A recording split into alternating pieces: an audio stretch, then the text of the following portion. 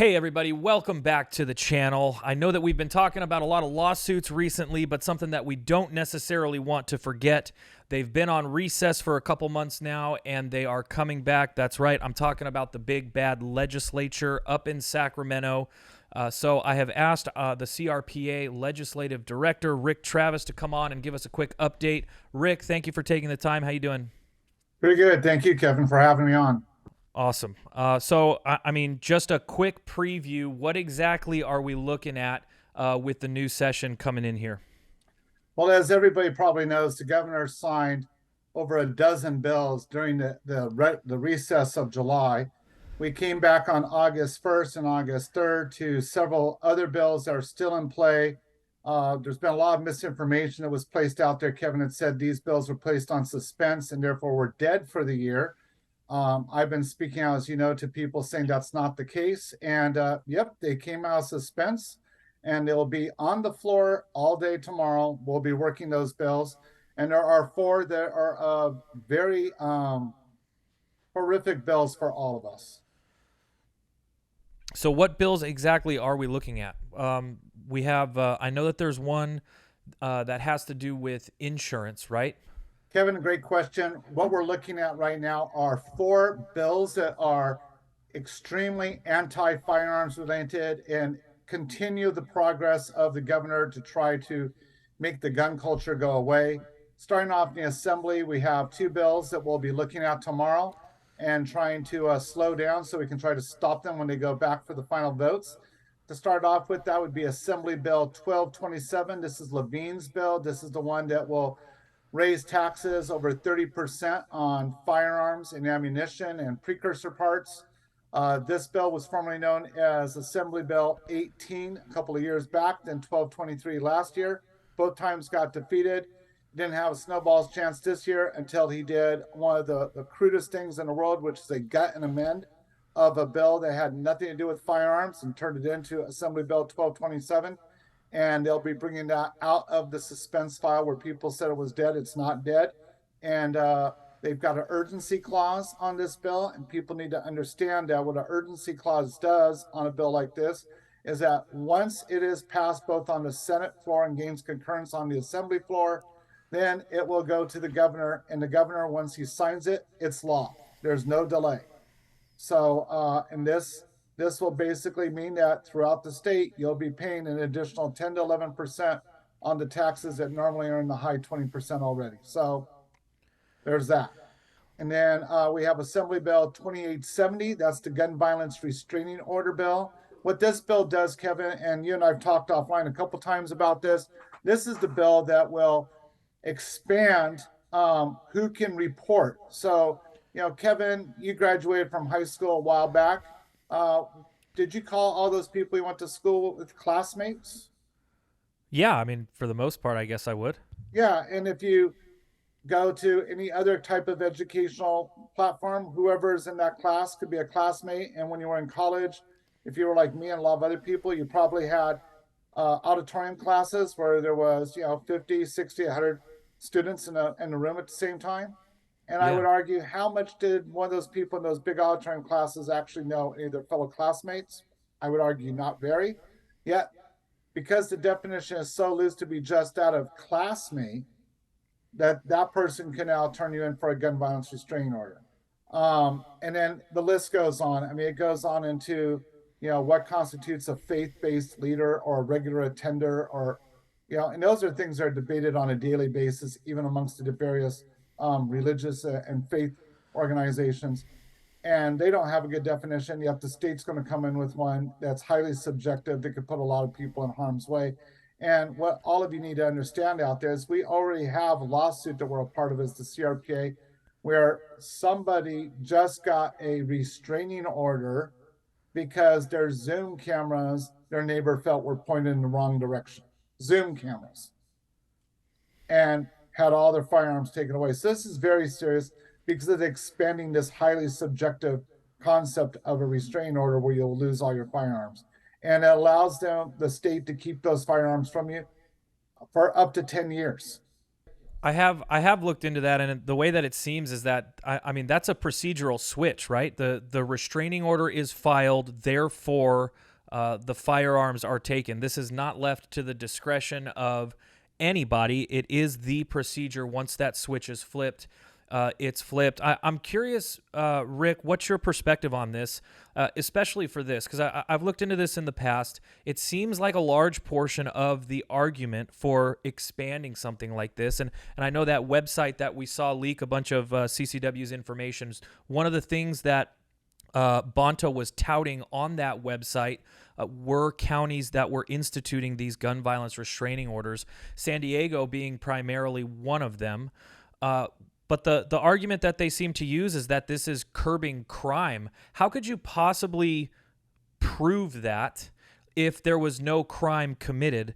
So I mean, I guess the larger question is there any sort of evidence that these people are presenting when they're actually presenting this legislation in front of these bodies of government? Or is it just, here's our perspective, we all think the same way, so let's pass it? Well, if anybody wants to see the lack of evidence, you can go look at any of the bills that Senator Min has ran in the past year. And when we've questioned them on testimony, they have been bold-faced lies. Like, I'm not even going to be delicate about it. You know, don't confuse us with the facts. We have our narrative, and that narrative will reign supreme. And that is seen in the next two bills. One of them, which defies logic. I mean, Kevin, everybody here in the state knows it's hard to get insurance for people that live in areas where there might be a fire in California, which is like what, almost half the state, if not more. Try to get fire insurance for your home. Like, it doesn't exist, or it's so expensive you almost have to sell the home to pay for the insurance. It's the issue of, we've got more insurance companies. There's been printed even in the liberal media that are leaving the state of California, and not coming back. So, what's the solution for those of us that own firearms? Well, look to Skinner, Senate Bill 505, which is going to mandate that we all have to have firearms liability insurance for every firearm we own, in case it somehow was involved in something. So, I mean, my first three counterpoints to this is like, right, so I'm part of a gang that is doing illegal activities because I don't have a lot of money. The first thing I'm going to say to my gang friends is, hey, we shouldn't go out until we get liability. Wait, that's never going to happen. And No, it's so, the idea that, when we pass this bill, we can feel good because we would have stopped, that wouldn't have stopped any shooting at all.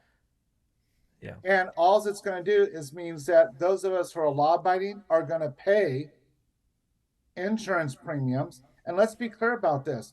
What happened when California couldn't keep health insurance companies?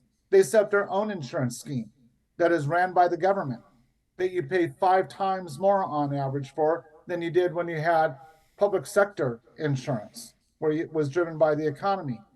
505 is going to do the same thing to all of us. It's going to allow the government to come up with its own scheme, similar to the other insurance schemes he has, that could be done on your location, it could be done on your race, lots of different factors they're never going to admit to, but basically charge you so much money for your insurance that you will just say, forget it, and get rid of your firearms, which is the end goal. Right, and I mean all of this taken from the leading city of San Jose, right? Didn't their city council institute something like this? And again, they attempted it.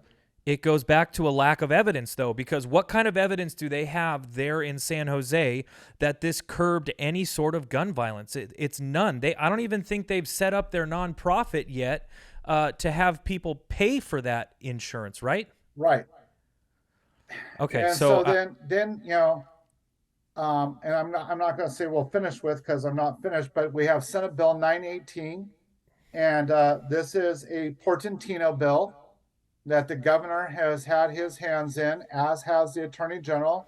There's been no denying that. This bill is in direct violation of the Bruen decision on CCWs that came out of Supreme Court, because, as you know, in Bruen, the justices that wrote the opinion said, hey, do not try to make Manhattan or anything else a gun-free zone. You can't do that. You can't legislate people from being able to protect themselves by creating special zones. And yet, 918 does that by the numbers. It goes through and says, here's going to be all the places you can't carry.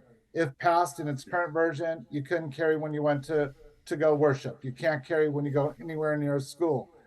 Previous carve-outs and exceptions for being near a school with the CCW have been removed. You can't go on state property. You can't go to the city parks. Like basically anything the government controls can't do. But they go a step further. That's kind of reminds me of what you saw Germany do in the 1930s. Germany picked on select groups of people and said, hey, if you're going to do business here, they've got to put a sign up that says what their nationality is. And that was designed to do two things. One, humiliate the general public to never want to go into those stores and hurt them economically.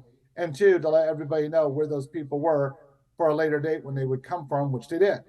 This says anybody who wants to allow, not allow, wants to allow you to carry a firearm, they have to post that sign on the outside their business. And you can bet your last dollar that groups like Moms that Demand Action and everything will call for boycotts of businesses that put those signs out to hurt them economically, to force this socialist change. And so this bill, there's been a lot of movement in the background to try to stop it, to try to cut parts out of it. And thus far, as of the time that we're doing this, nobody seems to want to do anything. If anything, they want to add to it. And then, Kevin, unfortunately, we have till midnight on the 25th, which is 15 days from now. There are several bills that they could still do gut and amends, and there's been some rumors that we could get hit with one or two more bills in the next 2 weeks that would go through lightning fast. I've been asked a lot of times, how quick can the Assembly or Senate gut and amend and have a bill to the governor's desk? And it's in less than 2 days. And in that less than 2 days, our odds of mounting a hard enough defense on a complete unknown.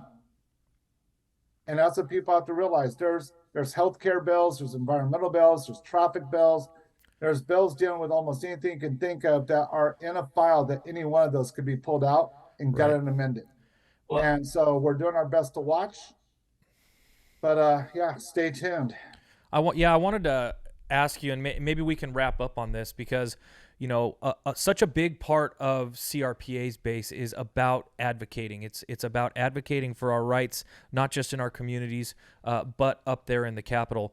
Can you explain to me just a little bit about this suspense file, just so that I understand? I mean, basically, what it sounds like you're saying is that all of these bills are just placed into a suspense file throughout the session, and there's an interpretation that once they hit the suspense file, they're dead.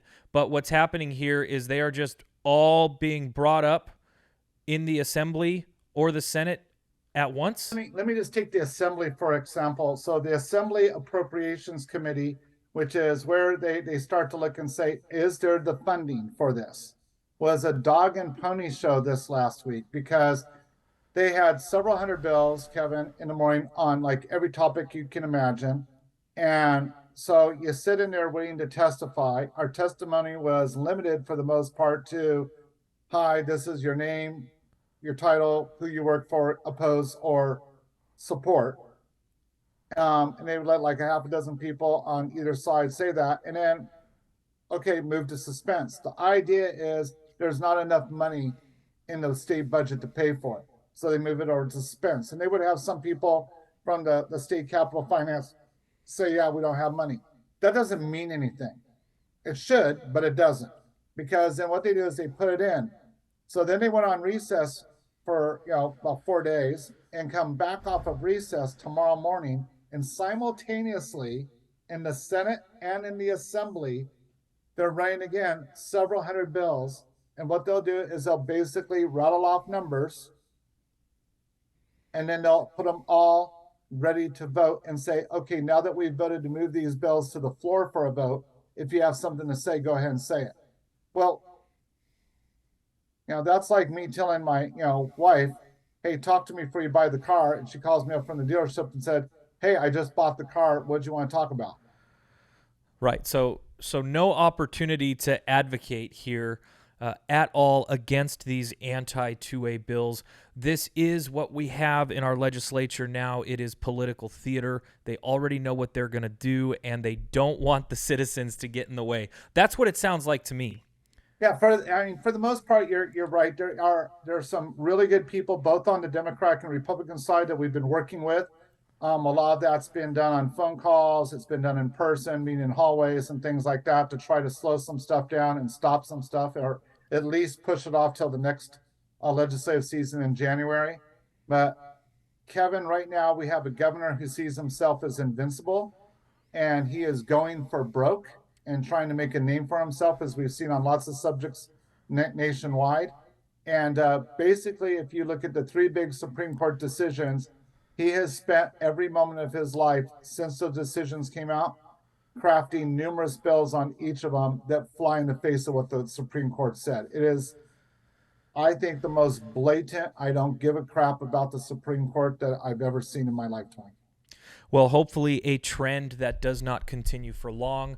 Rick, thank you very much for this update. I appreciate it, and I really appreciate all the updates we're going to get in the future. It seems like they're going to be plenty. Thank you very much for coming on. Thank you.